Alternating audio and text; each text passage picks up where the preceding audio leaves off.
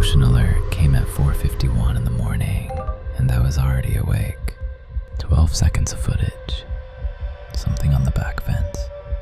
Too big for a crow. Wrong posture for a hawk. Wings folded like a man crossing his arms. And the head was pale and smooth in a way feathers aren't. I stood at the kitchen window with the phone in my hand. The fence was 40 feet away and empty. The live feed said it was still sitting there. Empty fence, occupied screen. I looked back and forth until the sky got light, and it never once let both be true. My name is Renata. When the diagnosis came, I moved back into my father's house in Marietta, Georgia, because he was dying and refusing to do it anywhere but home. Pancreas, the kind of diagnosis where the doctor stopped saying years in the first meeting. The cameras were my idea.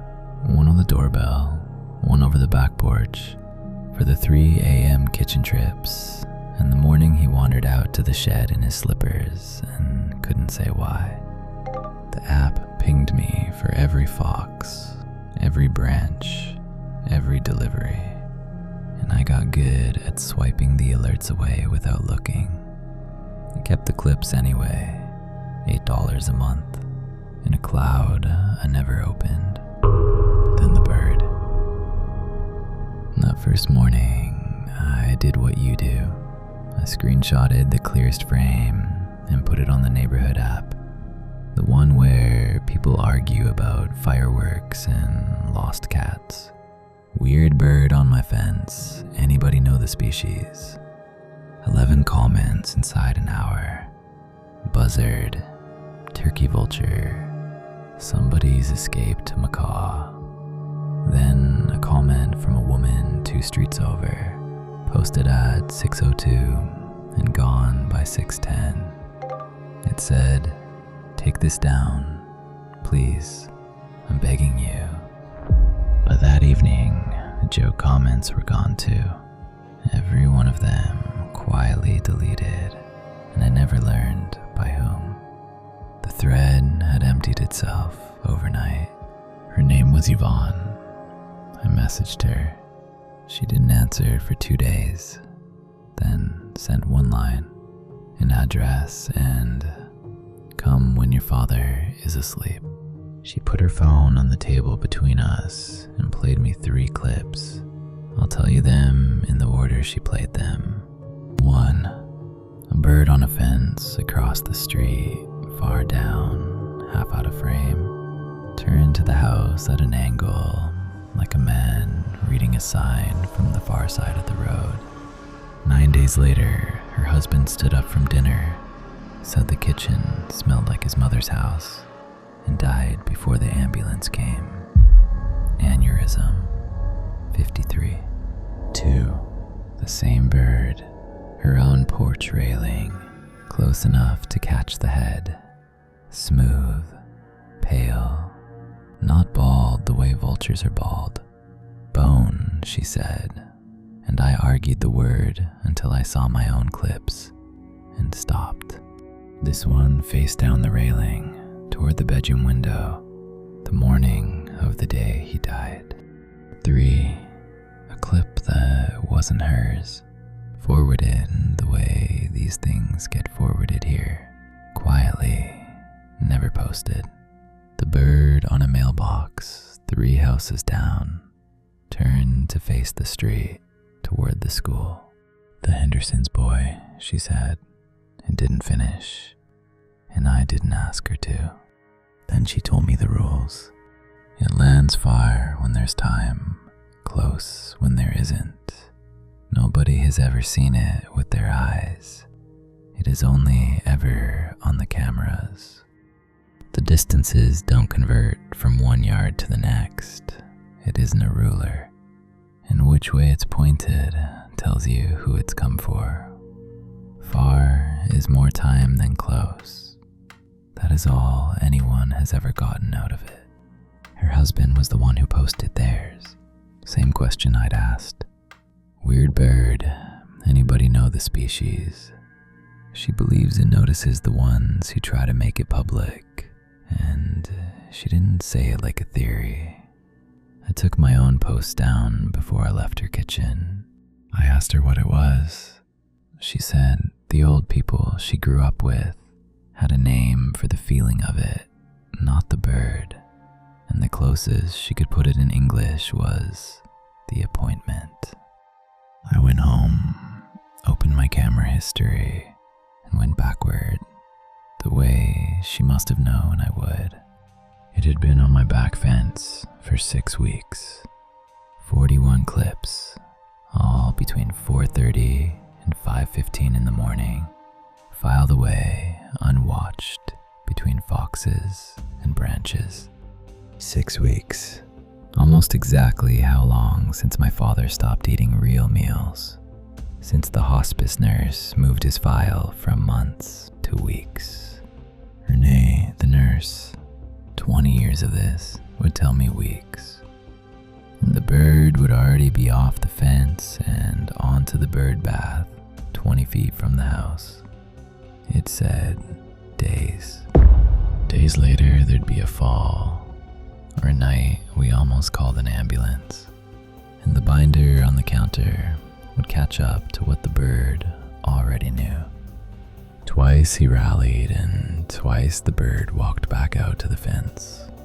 It can move backward, it just never leaves. So I stopped reading the binder and started reading the yard. Every morning before coffee, before his medications, I checked the feed the way other people check the weather. Fence meant breathe. Bird bath meant call my brother and tell him not to wait for the weekend. I measured my father's life in feet of lawn, and the math took the place of the fear, faster than I want to admit. I tried twice to break it. The first time, I stood by the fence at 4:30 in the dark, my phone left in my pocket on purpose, because I did not want to watch a screen put it 8 feet from me while my eyes said the yard was empty. No bird, no alert. The yard and I stood there until the sky went gray, and when I came inside, it was a new clip waiting, time-stamped while I stood there. The bird on the fence, 8 feet from where I'd been, facing the house. The camera and I had been looking at the same 40 feet of Georgia and seeing 2 different mornings. The second time, I unplugged the back camera and put it in a kitchen drawer. At 4:51, the doorbell camera went off instead. Front porch railing, 15 feet closer than it had ever been. I plugged it back in that afternoon, and I understood the lesson the way you understand a hand closing on your arm. The cameras were not making it happen. The cameras were the only courtesy it extends. Take the courtesy away, and it comes to the door to tell you in person. That warning was free. I understood the next one might not be. My father asked to see it. He was lucid that week, propped up watching baseball with the sound off, and he'd heard me and my brother being bad at whispering. He watched the bird bath clip 4 times, and my father, who'd been polite and furious at his body for 8 months, handed me back the phone, and was neither. "Leave it be," he said. "It's the only thing in this house that's been straight with me." Then he asked me to turn the sound back on. I left the room so he wouldn't see me, and my legs quit in the hallway, and I sat down on the floor by the linen closet all at once, like the air had been holding me up and got tired. Owls on the roof tree, ravens on the fence line, a whippoorwill at the window. People have been writing down that bird for as long as people have been writing. Every century renames it. No century has talked it out of being punctual. The oldest word for it was the plainest one. Not the bird, the feeling of the bird. An appointment, something already on the calendar, in a hand that was never yours. The camera feed forums have a newer name, the carrion warden. The bird has not registered an opinion. The name is newer than the bird, and the bird is older than every name we have tried. The infrastructure is newer too. It used to land where one person could see it. Now it lands where the recording happens, because we put a patient little eye on every porch in America. Something accepted the invitation. The last week I didn't need the nurse or the binder or anybody. The bird walked it for me. Monday, the bird bath. Wednesday, the walkway, dead center of the frame.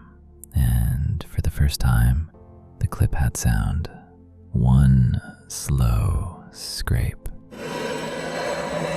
like a chair dragged in a far room. Thursday, the back porch rail, facing the door.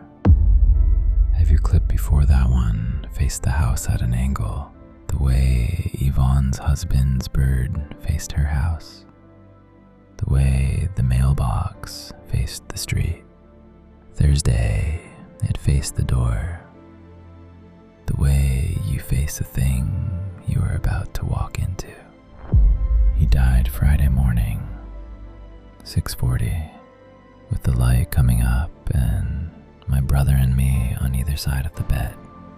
His hand was warm, and whatever I owe that bird, and I hate that I owe it anything, it gave us that Friday with nothing left unsaid. The 4:51 alert that morning showed the rail outside his window, empty. Whatever tripped the sensor was already gone. It was done with us. That is what I believed. I stayed to close up the house the slow way, room by room, because grief needs chores. 3 weeks in, I sat down to cancel the camera subscription, since there was no one left in that house to fall. Before I could, the neighborhood app sent me a notice. Your post could not be fully removed. One image is still being processed. The bird on the fence. The frame I put up that first morning and taken down by noon. Taken down, it turns out, is not the same as taken back. Yvonne had warned me. He was the one who posted theirs. Then a text from her that same night. You said you took that down, and there was a new clip in a queue. Timestamped 4:51 from the night before. The back fence, the far end, past where it ever sat for my father, half out of frame, the bone of the head catching what little light there was. I felt relief. I want that on the record, that for 1 second I felt relief, because the rule that held for her husband and the Henderson's boy and my father says far is more time than close. I told myself, far is years. I am aware that I was telling myself, because it was not facing the house at an angle the way it had all 6 weeks of my father's countdown. It was facing the lens, dead on. The little eye over the back porch, the one I check every morning before coffee. There is no one in the house left to count. It was looking at the thing I look through, and at the one looking back. I didn't cancel the subscription. You don't hang up on the only honest thing in the house. That was 10 months ago. There has not been a clip since. I check the feed every morning, before coffee.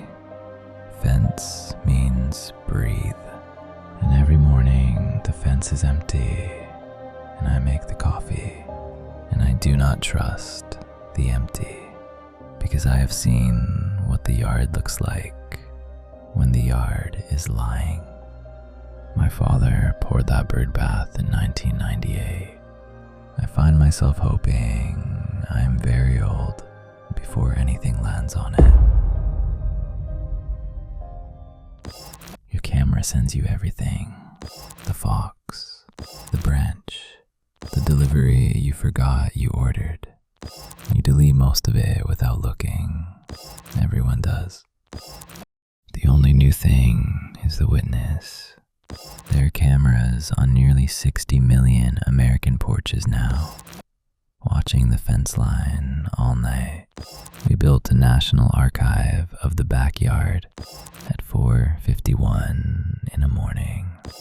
It would be strange if nothing old had noticed. So before you delete tonight's alerts, look once for something sitting very still, a polite distance out, facing the house at an angle. Distance is time. You want to know which kind you have. This has been Hollowgrin. This is Urban Dread.